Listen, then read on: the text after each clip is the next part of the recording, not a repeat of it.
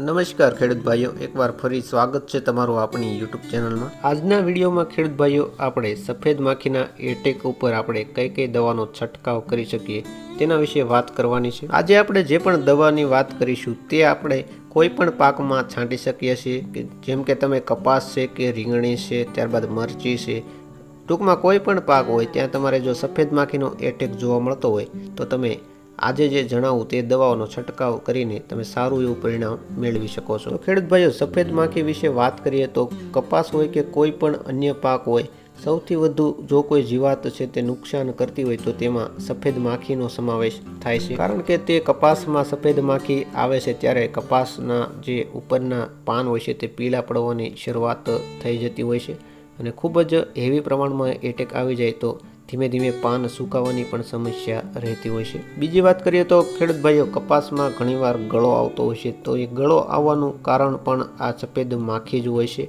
તેના કારણે જ ગળો આવતો હોય છે। એટલા માટે જો સફેદ માખીનો પહેલેથી જ તમે ઈલાજ કરેલો હોય તો તમારે ગળો આવવાની પણ સમસ્યા રહેતી નથી। તો આજના વિડીયોમાં આપણે એ જ માહિતી મેળવવાની છે કે સફેદ માખીનો જો હળવો એટેક હોય ત્યારે કઈ દવા છાંટવી, ત્યારબાદ મધ્યમ એટેક હોય ત્યારે કઈ દવા છાંટવી અને ખૂબ જ હેવી પ્રમાણમાં ભારે એટેક આવી ગયેલો હોય, સફેદ માખી ફૂલ જ વધારે પ્રમાણમાં આવી ગયેલી હોય ત્યારે કઈ દવાનો છંટકાવ કરવો તેના વિશે આજના વિડીયોમાં વાત કરીશું। તો ખેડૂત ભાઈઓ, વિડીયોની શરૂઆત કરીએ તે પહેલાં જે પણ ખેડૂત ભાઈઓ આપણી યુટ્યુબ ચેનલ પર પહેલી વાર આવ્યા હોય તો ચેનલને સબસ્ક્રાઈબ કરી લો, જેથી કરીને આવા અવનવા વિડીયોની માહિતી તમારા સુધી સૌથી પહેલાં પહોંચી જાય। તો વધારે સમય ન લેતા ચાલો હવે વિડીયોની શરૂઆત કરીએ। તો ખેડૂત ભાઈઓ, સૌથી પહેલાં વાત કરીએ કે સફેદ માખીનો એકદમ હળવો એટેક હોય અથવા તો હજી સફેદ માખીનો આવવાની હજી શરૂઆત જ ન થઈ હોય ત્યારે આપણે કઈ દવાનો છંટકાવ છે તે કરવો જોઈએ, જેથી કરીને આપણા પાકની અંદર સફેદ માખી આવે જ નહીં અથવા તો થોડીક પ્રમાણમાં આવી હોય તો તેનો નાશ થઈ શકે। તો ખેડૂત ભાઈઓ, સૌથી પહેલી દવા અહીં તમે જોઈ શકો છો કે સિંજેન્ટાનું એક તારા આવે છે કે જેમાં થાયોમેથોક્ઝામ 25% WG ફોર્મમાં આવતું હોય છે।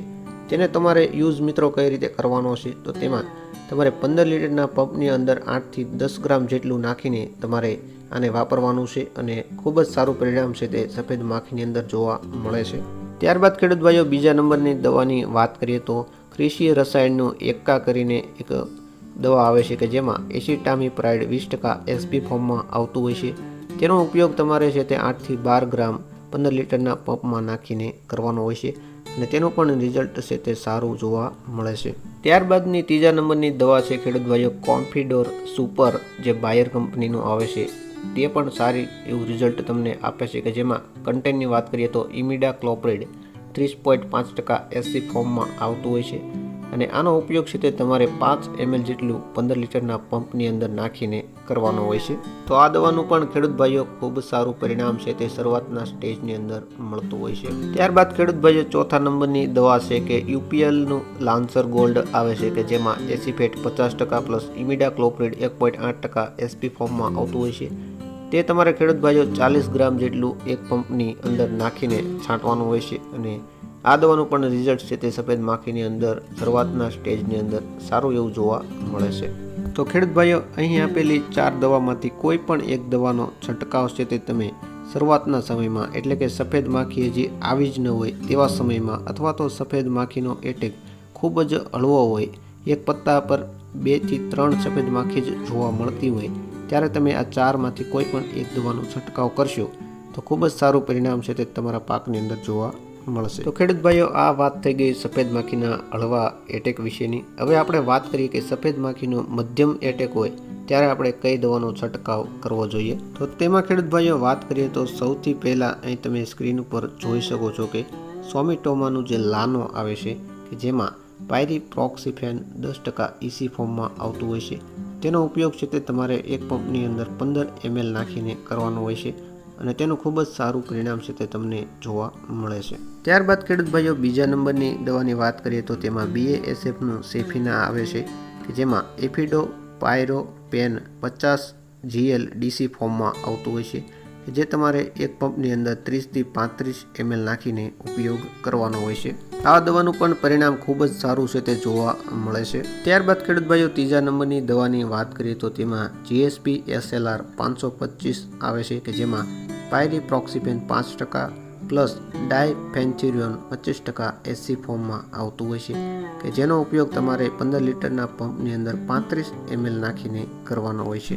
આ દવાનું પણ પરિણામ ખૂબ જ સારું છે તે તમને જોવા મળે છે. ત્યારબાદની દવાની વાત કરીએ તો ખેડૂત ભાઈઓ સિન્જેન્ટાનું પોલો આવે છે કે જેમાં ડાયફેન્ચ્યુરિયન 50% WP ફોર્મમાં આવતું હોય છે. આ દવાનો ઉપયોગ છે તે તમારે 20 થી 25 ગ્રામ જેટલું એક પંપની અંદર નાખીને કરવાનું હોય છે અને આ દવાનું પણ પરિણામ છે તે ખૂબ જ સારું જોવા મળે છે. ત્યારબાદની દવાની વાત કરીએ તો ખેડૂત ભાઈઓ UPLનું ઉલાલા આવે છે કે જેમાં ફ્લોનિકામિડ 50 WG ફોર્મમાં આવે છે. તેનો ઉપયોગ છે તે તમારે 8 ગ્રામ જેટલું એક પંપની અંદર નાખીને કરવાનો હોય છે અને તેનું પરિણામ પણ ખૂબ જ સારું અને લાંબા ગાળાનું જોવા મળે છે. ત્યારબાદની દવાની વાત કરીએ તો ખેડૂત ભાઈઓ અદામા કંપનીનું ટાકઅપ આવે છે કે જેમાં ડાયફેન્ચ્યુરિયન 47% પ્લસ બાયફેન્થ્રીન 9.4% એસસી ફોર્મમાં આવતું હોય છે અને તેના ઉપયોગની વાત કરીએ તો એક પંપની અંદર 20 ml જેટલું નાખીને તમારે ઉપયોગ કરવાનો હોય છે અને આ દવાનું પણ પરિણામ છે તે ખૂબ જ સારું અને લાંબા ગાળાનું જોવા મળે છે.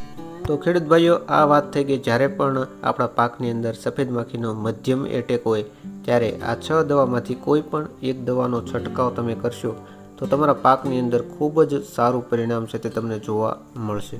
તો હવે ખેડૂત ભાઈઓ વાત કરીએ કે આપણા પાકની અંદર સફેદ માખીનો ખૂબ જ હેવી પ્રમાણમાં એટેક આવી ગયો હોય ત્યારે આપણે કઈ દવાનો છંટકાવ છે તે કરવો જોઈએ કે જેથી કરીને આપણા પાકની અંદર ખૂબ જ સારું પરિણામ આપણને જોવા મળે. તો ખેડૂત ભાઈઓ જ્યારે પણ આપણા પાકની અંદર સફેદ માખીનો હેવી એટેક આવે ત્યારે તમે કોઈ પણ એક સિંગલ દવા છાંટશો તો તેનું પરિણામ તમને જોવા નહીં મળે અથવા તો પરિણામ છે તે ખૂબ જ ઓછું જોવા મળશે.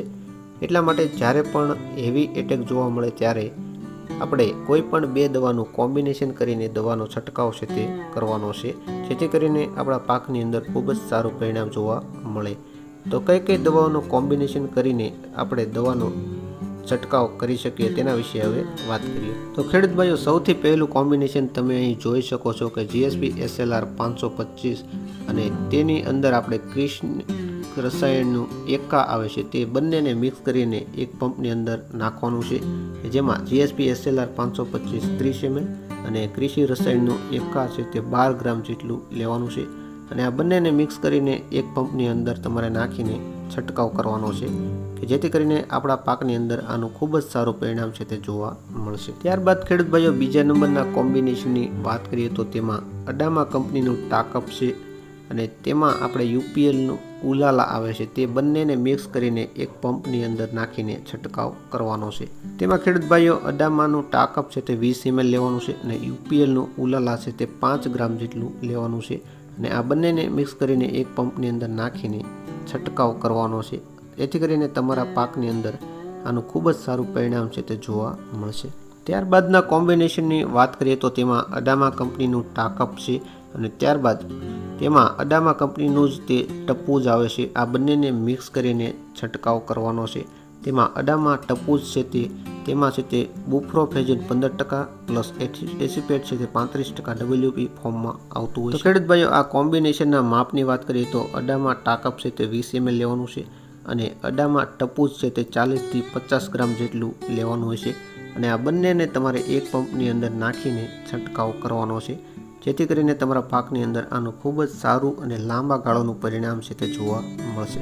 તો ખેડૂત ભાઈઓ હવે સફેદ માખીનો જ્યારે પણ ભારે પ્રમાણમાં એટેક તમારા પાકની અંદર જોવા મળે ત્યારે આ 3માંથી કોઈ પણ એક કોમ્બિનેશનનો ઉપયોગ કરશો તો તમને ખૂબ જ સારું પરિણામ છે તે જોવા મળશે. તો ખેડૂત ભાઈઓ આજનો વિડીયો તમને કેવો લાગ્યો તે કોમેન્ટ બોક્સમાં કોમેન્ટ કરીને જણાવી શકો છો અને વિડીયો ગમ્યો હોય તો વિડીયોને લાઇક કરી અને ચેનલને સબસ્ક્રાઈબ કરી લેજો અને તમારા તમામ મિત્રો સાથે આ વિડીયોને શેર કરજો જેથી કરીને તેમને પણ આ એક માહિતી મળી રહે.